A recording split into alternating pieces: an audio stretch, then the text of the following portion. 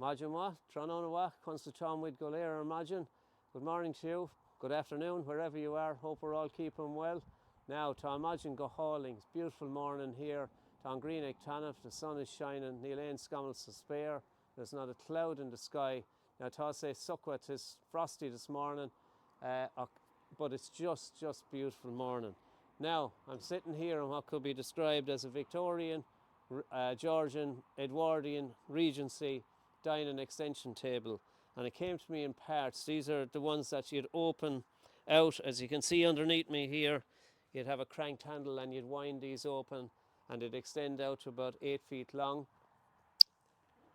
However, some of the parts were missing. The inset leaf was missing, and the mechanism came with it, as you can see here in front of me, the winding mechanism that you would wind the table open and close with. So it has seen better days. It's very tired. It's missing the caster off it.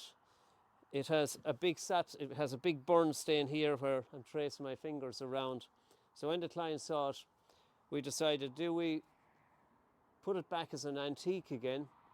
And if we did, why?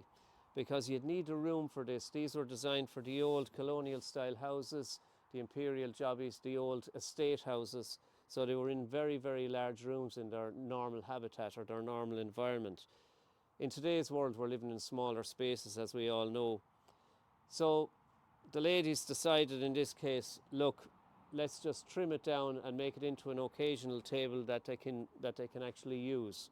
So once you take the antique value out of it, and once you say, right, you make that decision that it's not going to be an antique, a restored antique anymore, it gives you liberty then, it gives you freedom to actually do what the client requires. In other words, you're not trying to keep it as an antique, so you're using the wood then to furnish it into something that will function in today's society, into the modern world.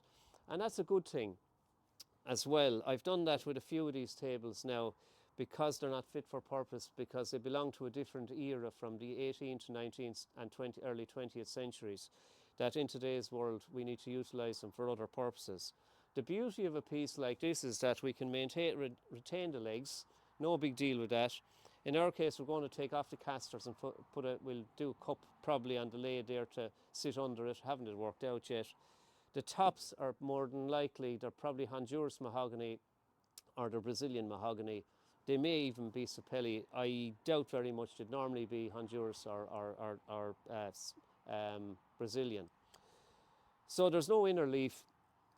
So in this case, we're going to make a smaller table out of this, which gives us the liberty. So what you see here is the old table before we go at it.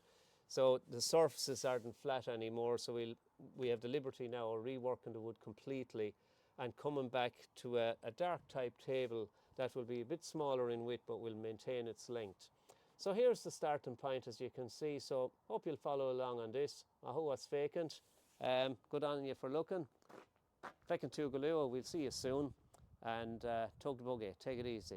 It's long a fall. Bye for now.